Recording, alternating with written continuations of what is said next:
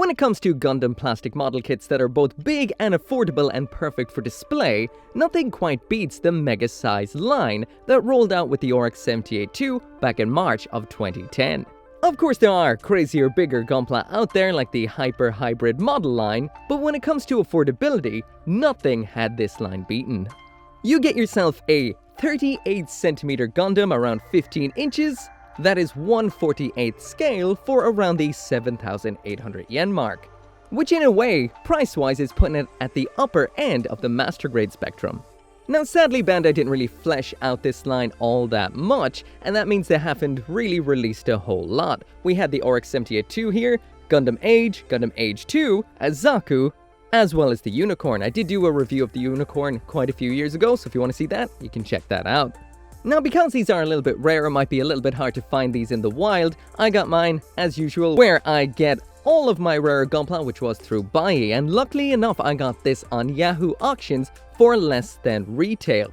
I ended up winning this auction for 5,500 yen, which is about €42.80, which honestly is a steal. Now I will mention, the legs were built on this, so someone had opened it up, started building, obviously didn't particularly like it or enjoy it, and decided to sell it off. It was missing the manual as well, but I will mention how I got around that a little bit later on. Now before I actually get into the review, I've got a little bit of a funny story about this particular line. Now I used to live in Japan, well, about 6 or 7 years ago, and I lived there for about 6 years. Now about a couple of years into living there, I moved to a new apartment, and on my walk to work from that apartment, there was 2 mega-sized Gundams up in a 3rd-story window I could see from across a river.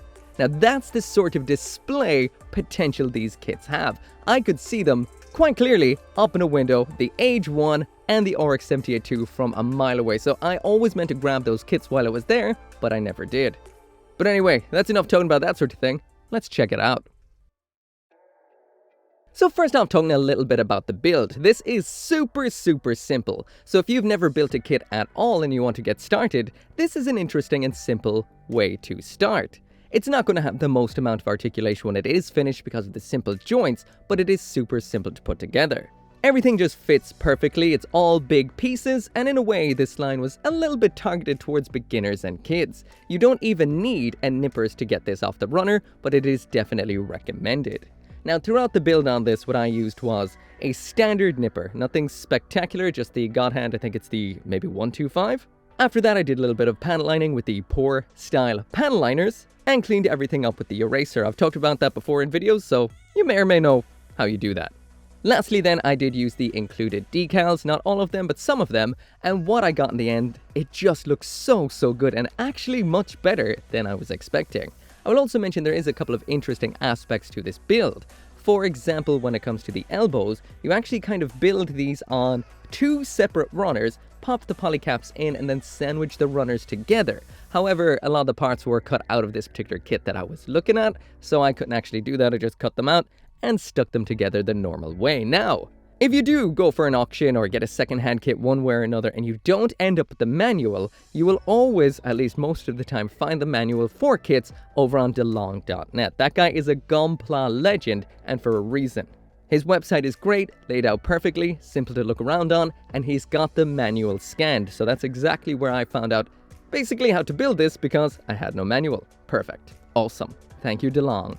So as for the bit of extra effort I did put into this kit, I did panel line it. I used the Pour type panel liners like I mentioned. Those go into the panel lines, run through themselves, but I will mention I did have some minor difficulties with this. Some of the panel lines on this kit are very shallow, so that means the ink in the liners didn't really run through them too well, and on top of that I found it a little bit difficult to remove the dots of panel line from the surface. I'm not sure what's with the plastic, if it's something to do with age or the plastic itself, but it was a bit resilient to the cleaning, so I had to hit it with a balancer, kind of to buff off any of the dark parts, and there's still some on there. I will also mention I did use the included decals. It is nice to see water slide decals inside of a kit. You get a decent amount of them as well, but I'm not sure once again if it's an age thing or what, but these were also a little bit problematic. Now I stuck them on the usual way that I do, that's you dip into some warm water for about 3 seconds, leave it to the side, let that get all gelatinous and ready to slide on, and then you pop it onto the kit.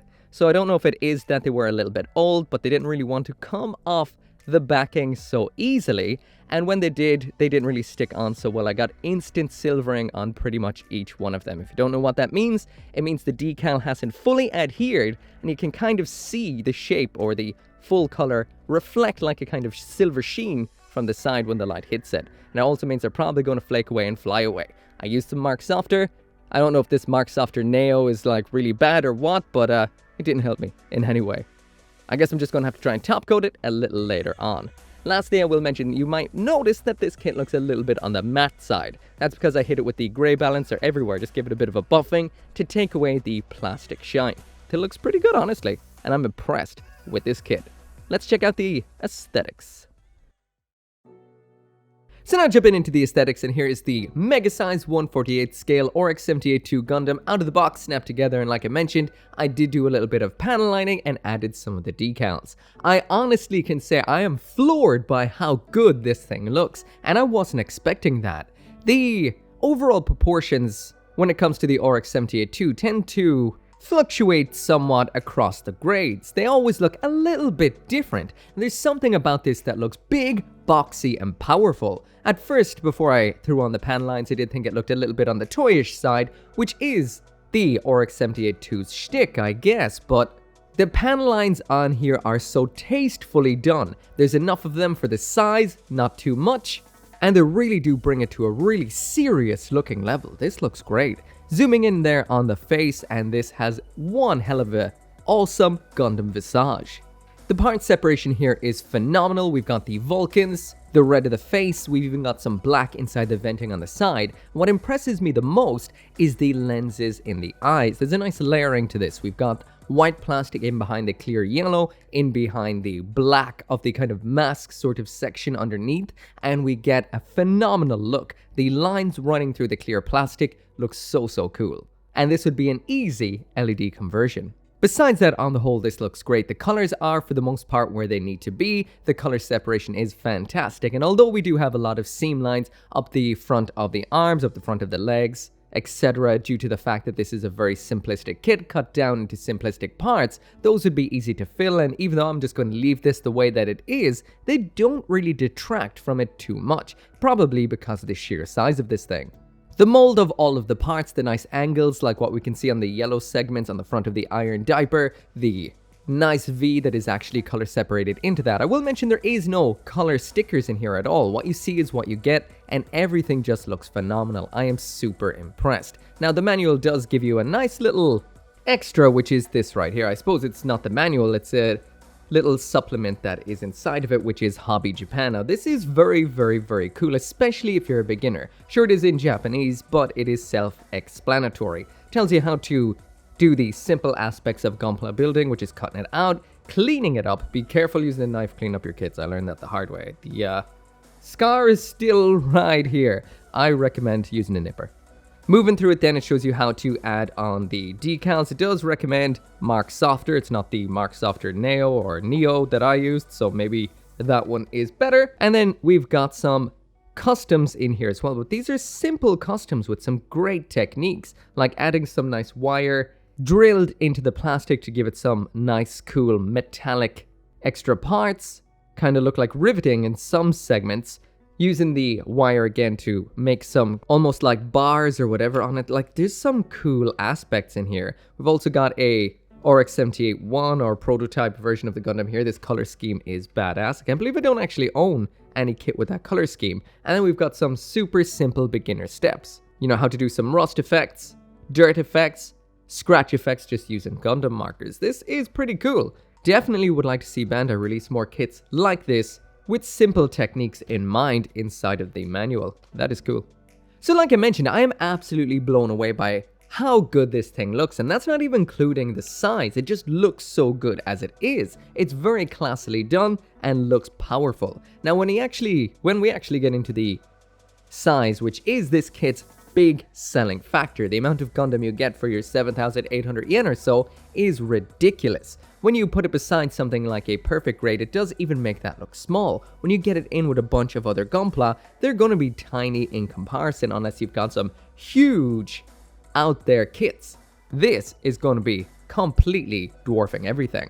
Now, if you just even grab like some kits in the hand, like right here, I've got the high grade RX-78-2, then the master grade 3.0, and even the original perfect grade right here, getting bigger, bigger, bigger. This is even bigger than that. It's very lightweight too, and unlike what I've felt with the RX-0 Unicorn Mega size, the joints feel good and secure, very strong, like they'll last the test of time. They sure as hell did not in the 1/48th Mega size Unicorn that I have. It's gotten floppy with age. Anyway, let's check out what else comes inside of the box. So jumping now into the accessories, and here's absolutely everything that comes in here, which is the standard Gundam loadout and an extra pair of hands for holding on to stuff. Let's check it out. So when it comes to the hands that we actually have in here, these are the fists that have been on it the whole time, which once again, just like this kit in general, are very nicely sculpted and quite classy.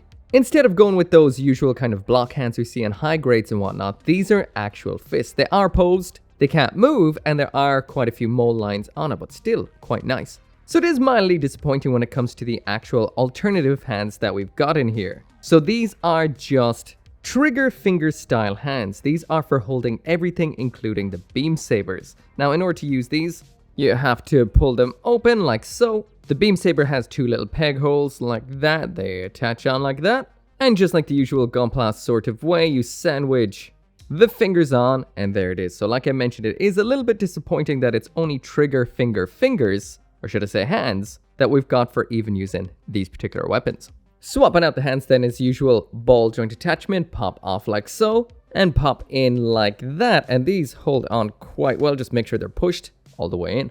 So there is an example of what the beam sabers will look like in the hands in a pose. This does look good for the most part besides one aspect. That of course is, like I mentioned, the fact that we do have an extended trigger finger while these are being held, and although that could look okay depending on the way it was pulled off, these fingers look a little bit oddly short. Now this really stands out to me, it may not stand out to you, and depending on the pose you pop this in, you may not even notice it at all, so on the whole, not too bad. So when these are not in use, it's the usual routine of popping out the beams, just like so. And then these can be stored as usual around on the backpack by popping them in like so, and like this, right here. Also, I will mention the handles on these have some crazy intricate detail to match with the rest of the kit. Looking good. So next up in here we have the beam rifle, and like everything else we've seen so far, this is highly detailed and pretty damn huge at that. We've got the usual moving parts here. That's a side to side moving sight up top, very smooth. And down bottom we've got a side to side moving handle, which is equally as smooth. Popping this into the hand is the same as the beam sabers. I will mention it can only be held in the right hand because we've only got a tab on that side, none on this side. Just pops in nice and secure like so, flip it around. Then again, sandwich on the fingers, pop it on into that wrist hole, just like so. I'll also mention this kit is good and strong. All the joints hold up perfectly, so this has no issue whatsoever with its weapons. None. Zero. Rock solid. So anyway, there's the RX-78-2 in a pose with the beam rifle, and I have to say once again, for what is essentially a kind of beginner or budget-friendly kit, this looks great. It looks great in a pose, the weapon looks fantastic, and it is super nicely detailed. Again, very impressive. Of course, I forgot, obligatory high grade for scale. So there you go, that's just how big a beam rifle this is packing. So next up in here we've got the shield, and this is absolutely colossal. It's quite simple, but at the same time, like the rest of the kit, very classily done. We've got, when it comes to colors, the yellow, the red, the white, and this little segment here for attaching it onto the Gundam. Now, we may not have any color on the underside right here, but the detail is all there. That'll be a simple mask and spray job. Honestly, pretty cool, and I love the pan lining on here. Getting this attached to the Granddaddy just involves sticking that peg into the hole like so, and attaching this into the Gundam just involves popping that adapter segment into the back of the arm. Nice and simple like so. So as for what this can do, it can pivot at this point right here, and that is about it. When it's not in use, this can actually be stored away as well. And the way Bandai have done this here is actually quite simple and effective. You just pop this off like so. It can then clip in here like that. And now I've got this little attachment point right here. I'm curious, can that go on the back of the arm? Well, I guess it can if you want. So if you don't want to pose it on the side, you can use that there too. It's not where it's meant to go. Where it's meant to go is up here for storage. On the back, just like that. So jumping now into the articulation, and there's no way in hell I can fit the whole entirety of this kit into frame because it is absolutely huge. But what I will mention about it is, it's quite solid for what it is. The only joint I find that kind of drops a bit is the hips. This movement outwards like so, that's a little bit on the floppy side at times. And I mean just a little, like I have to go to get it to drop a little bit. Besides that, so far, holding up good. And I will mention so far because my unicorn has gotten somewhat loose. Damn, this thing is nice looking. So starting at the neck here, and we've got no giggity giggity giggity goo. This is a single ball joint only. So that is up, down, left, right, and we've got a little bit of some kind of roll in there as well. So that kind of gives you a general idea of the kind of limitations here. This is definitely a kit that's more so for display rather than play. The shoulders do have a little bit of forward and back, so that's not so bad. On top of that, then we do have the full 360-degree spin in there. Raising the arm up then gets us, well, pretty much parallel to the ground, which isn't so bad. We've got, well, the spin right there, which we saw already. I was trying to get the spin right here, which is a little bit stiffer, full 360. The elbow bend right here is only to about 90 degrees, so you've got your right angle right there. But we do have some nice movement inside of that joint. The way they kind of slide over each other is pretty nice. The wrist right here is a ball joint, so it does what a ball joint does. So rotation, up and down. It's good and secure in there, so it doesn't pop out like your usual high-grade ball joint. The entire torso here is locked in place, so no kind of ab crunch or anything like that. And even the rotation is only there to there, so these are some mild movements at best. Moving on down to the skirting armor now, and what we've got is ball joints, so these can flip up ever so nicely. The insides of the legs is actually quite nice, a little bit of a mix of old school being the white all the way up and new school being the fact that we actually have a cut to allow the legs to move. We've got a simple joint on these, allowing them to pop up and down like this. We've got a little bit of rotation forward and back like so. And around back then we've got a paralyzed butt flap. No movement back here. When it comes to the kicks, there's the kick all the way up to the front, so very, very nice. A little blocked, well, very blocked out to the back. And as for the kicks out to the side, that goes all the way out, so this is a kit that can pretty much pull off the full splits. And speaking of full, we've got the full 360 spin then at the upper thigh, just like so. As for the bend at the knee, it's another pretty much 90 degrees. Actually, it isn't even the full 90 degrees. Very, very limited bend right there. So finally then getting the foot on the ground to test out the functional movement, aka what we can get out of the foot without getting it off the ground. So there it is all the way to the front, very limited. There it is all the way out to the back, super limited. And then there's the side to side. So as you can see, you're not going to be getting much out of that leg and ankle at all. We also have a little bit of armor that can flip up just like that. So when it does come to the articulation, it is super, super, super limited. You're not going to get anything at all from this really. A couple of basic poses and that is it. Basically what this is for popping up in your shelf, looking awesome, standing there in its mighty monolithic glory. So anyway, that right there is it for the review, and once again, this is a kit that is really hard to rank because it is like nothing else. There's nothing really out there for me to rank it against. All I can say is if you want something for an absolutely phenomenal display, this right here is most certainly it. The only downside here I find is a couple of seam lines here and there, but you know, when you're looking at this from a distance, you're not going to be seeing that. The colors are fantastic. The color separation, especially in the head, chest, and crotch area, all are phenomenal. And what can I say? Up on a shelf, this thing absolutely kicks arse. If you want a big Gundam display, this is it right here. I'm actually kind of sad that Bandai did not continue this line, and I'm going to see if I can find the rest of them because I am super, super impressed. Like I mentioned, this right here I got from Bai. I got it for less than retail from Yahoo Auctions, so I'll throw a link down there in the description if you want to try and see if you can find one for yourself. Anyway, as always, thank you so much for watching. Make sure to come back for more Gunpla reviews, and I'll see you next time.